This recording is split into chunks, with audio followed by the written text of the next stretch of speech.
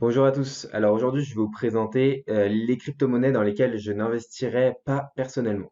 Je vais dans un premier temps vous montrer des crypto-monnaies dans lesquelles j'investirai pas du tout et je ne vous recommande pas non plus de le faire. Dans un deuxième temps, je vais vous en montrer certaines qui ont une grande, forte communauté derrière eux, qui du coup potentiellement peuvent être intéressantes, mais dont moi je n'y vois pas de réel intérêt. La première crypto-monnaie va être Unus, c'est Leo.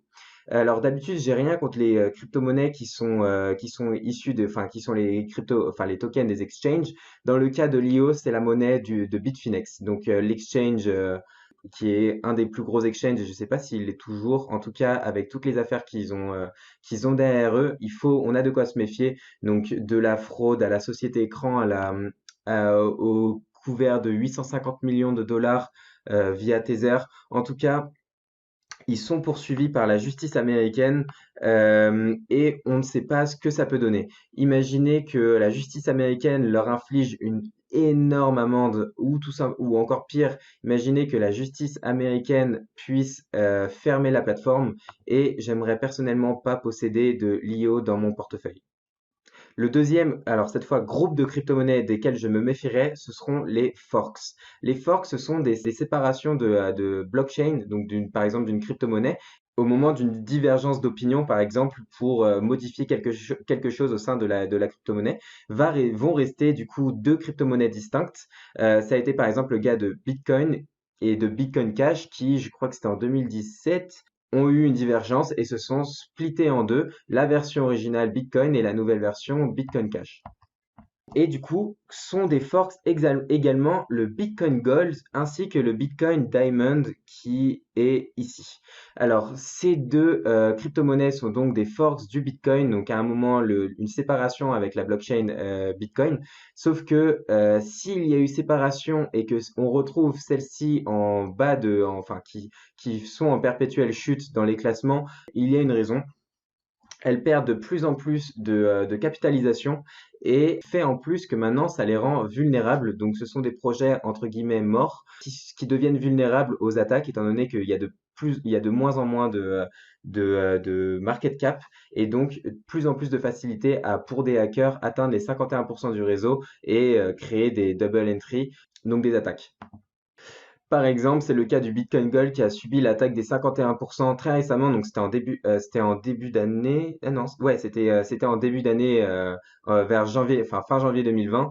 Et au moment où une crypto-monnaie perd en sécurité, c'est-à-dire au moment où on voit que elle peut être potentiellement hackée, bah ça n'a pas de sens de la détenir. On va vouloir s'en séparer puisqu'on va pas avoir confiance en sa sécurité. Et sachant en plus que certains pourront créer une nouvelle supply par rapport à cette crypto-monnaie et du coup en créer plus, donc baisser le prix automatiquement, ça n'aurait pas de sens d'en détenir. Du coup, je me méfierais personnellement de tous les forks, notamment celui Bitcoin Gold, celui Bitcoin Diamond, mais aussi celui de l'Ethereum classique qui a subi lui aussi, lui aussi c'est un fork de l'Ethereum et on voit que bah, du coup il est en chute dans les classements petit à petit. Il va pour moi atteindre le niveau des Bitcoin Gold et Diamond vers du bas du top 100 dans les mois qui vont suivre. Et lui aussi a subi l'attaque des 51% récemment, donc c'était en août 2020, Second Attack of 51%, et donc ça montre la vulnérabilité du réseau de ce forks. Voilà, du coup, personnellement, je me méfierais dans tous les cas des crypto-monnaies qui sont issues d'un fork. Maintenant, je vais vous parler de Verge. Donc Verge, peut-être que vous la connaissez déjà, c'est une crypto-monnaie qui, à l'époque de 2017, avait énormément cru. Elle avait atteint un market cap, mais tellement valorisé par rapport à d'où elle partait et d'où elle est maintenant. Et en fait, on s'est aperçu au fur et à mesure que c'était simplement pour surfer sur la vague que les créateurs n'ont jamais suivi leurs announcements. Et en plus, elle a été attaquée, si je me trompe pas, 3 fois. Donc 3 fois, elle a subi des hacks. Du coup, je déconseille totalement la crypto-monnaie Verge qui, elle aussi, va être amenée à être oubliée au fur et à mesure des mois, années qui vont s'écouler. Ensuite, attention fortement à deux points. Premièrement, les Ponzi. Donc, on connaissait à l'époque BitConnect qui était l'un des plus grands Ponzi enfin, obligatoirement le plus grand Ponzi de l'histoire des crypto-monnaies, qui avait raflé des sommes immenses avant de s'effondrer. Donc, un Ponzi, c'est une pyramide qui va survivre tant que des nouveaux entrants confient leur argent à la pyramide. Du coup, les nouveaux entrants vont payer pour les personnes déjà arrivées, enfin déjà rentrées dans la pyramide, jusqu'à ce qu'il n'y ait plus assez d'entrants pour pouvoir rémunérer tout le monde. Et là, la pyramide s'écroule et tout le monde y perd. Et comment ils fonctionnent? Les pyramides de Ponzi vont généralement vous proposer de grandes sommes, des grands pourcentages de return qui seront aberrants. Deuxièmement, ils vont vous proposer des énormes avantages si vous parrainez vos amis. Et j'ai découvert du coup il n'y a pas si longtemps le Platine Coin. Donc il y a quelqu'un de mon entourage qui me demande des conseils sur cette monnaie car une personne dans son entourage a investi dedans. Quand on regarde leur website, ah bah tiens, leur website a été déconnecté. C'était pas le cas quand j'avais regardé il y a une semaine. En tout cas, le Platin Coin, quand on regardait leur website, en fait, on pouvait pas voir, on pouvait pas lire le white paper. On voyait directement gagner 30% ou 50% d'intérêt sur tant de temps. On voyait directement qu'ils proposaient de parrainer ces personnes, enfin vos amis, et il n'y avait rien sur ce qu'ils faisaient réellement. Enfin voilà, tout un tas d'indices qui faisaient que c'était un Ponzi. Donc attention, et ce coin est quand même marqué 292e. Il peut y avoir des Ponzi cachés. Faites vachement attention à bien vous renseigner sur lorsque vous achetez une crypto-monnaie, sur les différents points, sur l'équipe, sur le white paper, sur ce qu'elle propose, et etc., etc. Et renseignez-vous auprès sinon des personnes qui s'y connaissent plus. Ne foncez pas tête baissée, bien sûr. Également, deuxième point, faites très attention avec toutes les publicités qui vous annoncent les airdrops qui vont doubler vos crypto-monnaies. Par exemple, il y a des publicités quand on va regarder sur certains YouTubeurs. Juste avant de regarder une vidéo sur la crypto-monnaie, on va avoir une interview de Vitalik où il y aura un texte qui va dire envoyez vos Ethereum à telle adresse et recevez-en le double. Ne faites jamais ça. Vous n'allez juste jamais recevoir le double. Ça n'arrive jamais. Enfin, pour finir, les crypto-monnaies qui, moi, ne m'attirent pas, on va avoir l'XRP. L'XRP, alors selon beaucoup de personnes, ce sera du pain béni. Moi, personnellement, je n'y vois que des pertes. Donc, c'est une crypto-monnaie qui ne fait que chuter inexorablement. Donc, une grosse chute entre les différents pics, systématiquement.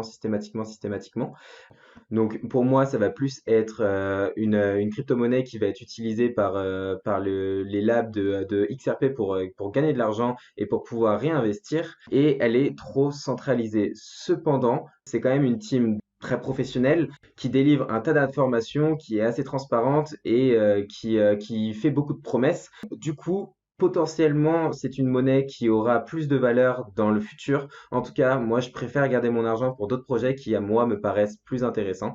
Dans le même genre, il y aura Tron. Tron, j'en possédais de l'époque et j'en ai profité donc j'en ai vendu là cette semaine. J'ai vendu les trois quarts de ce que je possédais en Tron. Du coup, il m'en reste très très peu maintenant. Puis Tron, ça va être un écosystème où on va pouvoir build des systèmes blockchain et des crypto-monnaies dessus.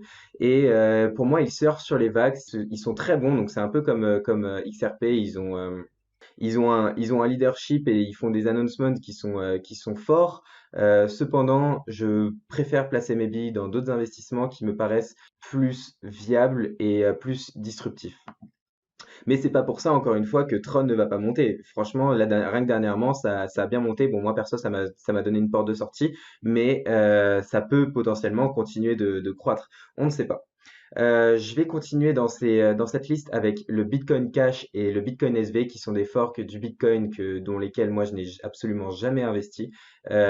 Pour moi, à partir du moment où c'est le Bitcoin qui a survécu, c'est que ceux-ci vont disparaître petit à petit.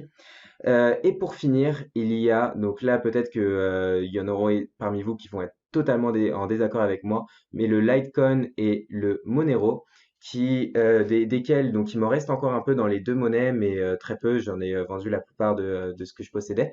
Le Litecoin, donc ça va être une proof of work et je pense que dans des purs échanges de valeurs, le proof of work va être amené à disparaître et le Monero, parce que donc, c'est également une proof of work, donc déjà c'est quelque chose de polluant et qui est très peu économe et qui est tellement peu transparent dans le sens où bah, c'est le principe de Monero, c'est de que tout soit invisible dans les transactions, que s'il devait y avoir par exemple des lois ou des injonctions faites contre certaines crypto-monnaies, je pense que les monnaies comme Monero peuvent être les premières visées par du coup les États ou certaines lois. Et personnellement, du coup, bah, je n'utilise pas Monero et je n'investis pas mes billes dedans. Voilà, j'ai fait le tour des crypto-monnaies que moi j'évite personnellement. N'hésitez pas à me donner vos avis s'il y en a certaines dont vous n'êtes pas d'accord avec moi ou si j'en ai oublié. Si ce n'est pas le cas, abonnez-vous à ma chaîne YouTube. Il y aura une vidéo très prochainement et on se dit à la prochaine. C'est ciao.